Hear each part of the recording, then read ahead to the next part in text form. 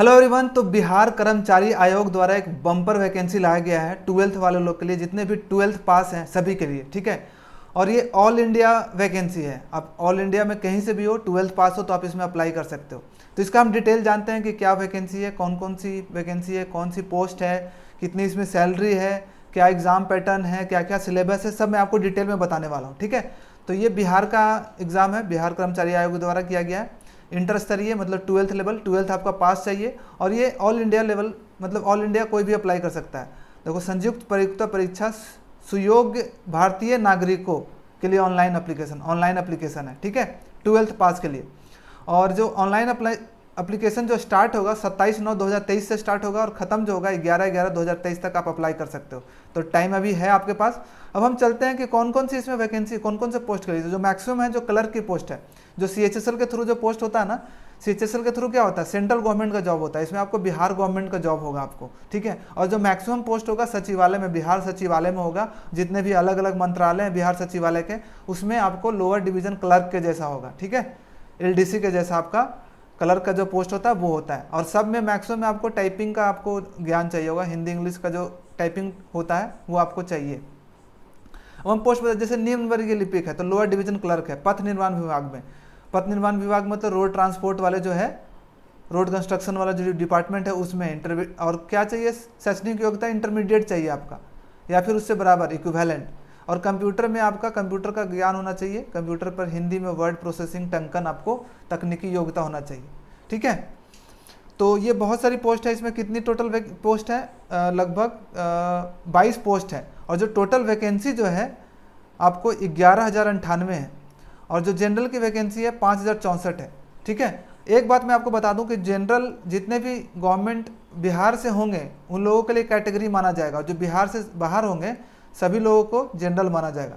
तो जो बाहर वाले हैं 5,064 में ही फाइट करेंगे, 5,064 वैकेंसी में। और जो बिहार वाले में अगर आपके पास कैटेगरी है तो आप कैटेगरी भी आपका कैटेगरी का भी वैकेंसी आप में इंक्लूड हो जाएगा। टोटल वैकेंसी 11,098 और 223 पोस्ट वैसे लोगों के लिए भी हैं जिनके पिताजी स्वतंत्रता सेनानी थे, पिताजी या दादाजी उनके स्वतंत्रता सेनानी थे, उनके लिए 223 पोस्ट आरक्षित किया गया है, ठीक है।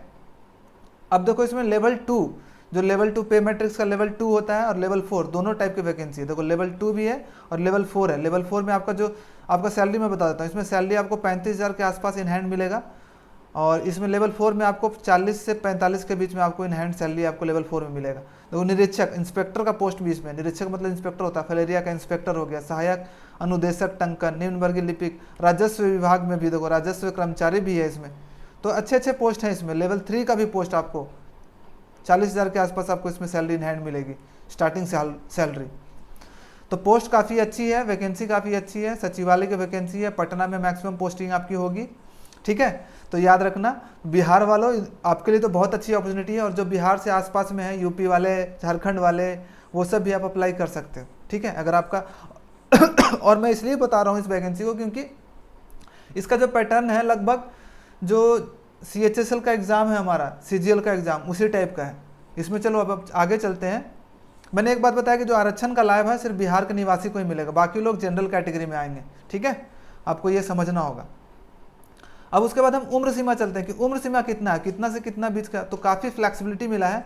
मिनिमम उम्र है 18 साल और मैक्सिमम है 37 साल अनरिजर्व के लिए, UR कैटेगरी के लिए, जो जनरल कैटेगरी के होते हैं। तो 18 साल से ज़्यादा है आपका एज और 37 साल से कम है तो आप इसके लिए अप्लाई कर सकते हो। बहुत अच्छी अपॉर्चुनिटी है। और कब से आपका काउंट होगा, 1/8/2023 को, 1 जुलाई 2023 को अगर आप 18 साल से ज़्यादा हो गए हैं, अगर आपका डेट ऑफ बर्थ इसके बाद आ रहा है और आप 18 साल के हो गए हैं, यानी 8वां महीना के बाद आ रहा है, 2 तारीख से, 3 तारीख से, 1 तारीख को भी चलेगा। तो अगर आप इस तारीख को अगर आप 18 साल के हो गए तो आप एलिजिबल है। और इस तारीख को अगर आप 37 साल से कम है तो तब भी आप अप्लाई कर सकते हो, ठीक है। और बाकी अनारक्षित वर्ग के लिए, पुरुष के लिए 37 साल है, महिला के लिए देखो 3 साल का एक्स्ट्रा दिया गया है, UR के लिए भी। और पिछड़ा वर्ग के लिए 40 साल और अनुसूचित जनजाति ये सब के लिए आपको दिया गया 42 साल, ठीक है। मतलब ST SC कैटेगरी के लिए 42 साल तक आप अप्लाई कर सकते हो, मतलब भाई साहब। तो काफ़ी लोग अप्लाई करेंगे। कितना परीक्षा शुल्क भी है, कुछ एग्जामिनेशन फ़ी भी है 540 अनरिजर्व के लिए। बाहर वाले लोग जो अप्लाई करेंगे उनके लिए भी 540 है। और जो कैटेगरी वाले हैं, जितना OBC EWS ये सब जितने भी हैं, नहीं सामान्य वर्ग, पिछड़ा वर्ग, अत्यंत पिछड़ा वर्ग, सबके लिए 540। और जो अनुसूचित जाति जनजाति, जो SC ST के लिए, दिव्यांग, ये सब के लिए, उनके लिए 135 है। बाकी सामान्य वर्ग, पिछड़ा वर्ग हो गया, EWS हो गया, उनके लिए 540 ही है। और ऑनलाइन आपको करना पड़ेगा। ऑनलाइन एप्लीकेशन 27 तारीख से 9/11/2023 तक आप जमा करवा सकते हो एग्जामिनेशन फी। ऑनलाइन पेमेंट गेटवे के थ्रू ही करवा सकते हो। और परीक्षा का देखो कैसा होगा, परीक्षा कैसा होगा। हाँ, परीक्षा के बारे में जानते हैं कि परीक्षा कैसा पैटर्न होगा। तो परीक्षा वस्तुनिष्ठ मतलब MCQ होगा, MCQ बेस्ड होगा, ठीक है। और 40,000 से ज़्यादा एप्लीकेशन आएंगे तभी परीक्षा करवाया जाएगा। ये तो 40,000 तो आराम से एक डिस्ट्रिक्ट से आ जाएगा, 40,000 तो वैकेंसी। और मेंस का एग्ज़ाम भी करवाया जाएगा। प्री के एग्ज़ाम होने के बाद मेंस का एग्ज़ाम 5 गुना, जितना भी रिक्तियाँ हैं, जितना भी वैकेंसी है, उसके 5 गुना लोगों को सेलेक्ट किया जाएगा और उसका मेंस का एग्ज़ाम करवाया जाएगा, ठीक है। और सिलेबस में क्या क्या है, आपको सामान्य अध्ययन पूछना, GK हो गया, सामान्य विज्ञान, जनरल साइंस और गणित है आपका, और मानसिक क्षमता मतलब रीजनिंग है, ठीक है। और कितने टोटल 150 क्वेश्चन होंगे, 150 क्वेश्चन होंगे। सही के लिए 4 नंबर, गलत के लिए -1। तो नेगेटिव मार्किंग भी आपका इसमें दिया जाएगा। और टोटल टाइम जो होगा 2 घंटा 15 मिनट होगा, दिया जाएगा, ठीक है।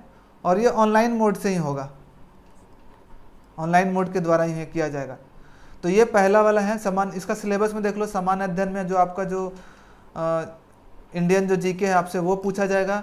समसामयिक मतलब करंट अफेयर्स आपको पूछा जाएगा। करंट अफेयर्स में वैज्ञानिक प्रगति, अंतर्राष्ट्रीय पुरस्कार जो है, भारतीय भाषाएं, पुस्तक, लिपिका, राजधानी, ये सब पूछा जाएगा। भारत के पड़ोसी देश, ये सब पूछे जाएंगे। सामान्य विज्ञान एवं गणित में क्या पूछा जाएगा, सामान्य विज्ञान और गणित। सामान्य विज्ञान में तो आपको भौतिक, जो फिजिक्स, केमिस्ट्री, बायोलॉजी, इस सब का जनरल नॉलेज जो होता है वो सब आपसे पूछा जाएगा। 10th लेवल तक जो भी है वो सब चीज़ें पूछी जाएगी। और गणित में आपको सिर्फ अर्थमेटिक वाला पोर्शन पूछा जाएगा, जो टाइम एंड वर्क हो गया, परसेंटेज हो गया, और ब्याज हो गया, लाभ हानि, कंपाउंड इंटरेस्ट, सिंपल इंटरेस्ट, यही सब पूछा जाएगा। मेंस वाला जो ट्रिग्नोमेट्री वगैरह जो है, क्षेत्रमिति, ये सब चीज़ें नहीं पूछा जाएगा। एरिया, ये सब चीज़ नहीं पूछाया जाएगा। सब सिर्फ अर्थमेटिक वाला पोर्शन पूछा जाएगा। मानसिक क्षमता में भी आपको रीजनिंग का चीज़ें जो है वो सब पूछा जाएगा। आप सिलेबस एक बार यहाँ पे देख लेना, ठीक है। एक क्वालिफाइंग मार्क्स भी है कि इतना मार्क्स से आपको ज़्यादा लाओगे तभी आपका प्री से मेंस में आप क्वालिफाई होगे, नहीं तो नहीं। जनरल के लिए 40% आपको मार्क्स लाना पड़ेगा, पिछड़ा वर्ग के लिए 36.5, अत्यंत पिछड़ा BC2 जो होता है 34% लाना पड़ेगा, अनुसूचित जाति जनजाति के लिए 32, ये सब 32%। तो ये तो मैक्सिमम लोग ले आते हैं। अच्छा, और एक चीज़ देखते हैं कि आप लोगों का जो OBC EWS का जो आरक्षण है उसका डेट क्या है, लास्ट डेट। 1 मिनट। पिछड़ा वर्ग आरक्षण देखो क्या हुआ। सामान्य प्रशासन विभाग इतना संख्या बिहार अध्ययन आरक्षित कोटि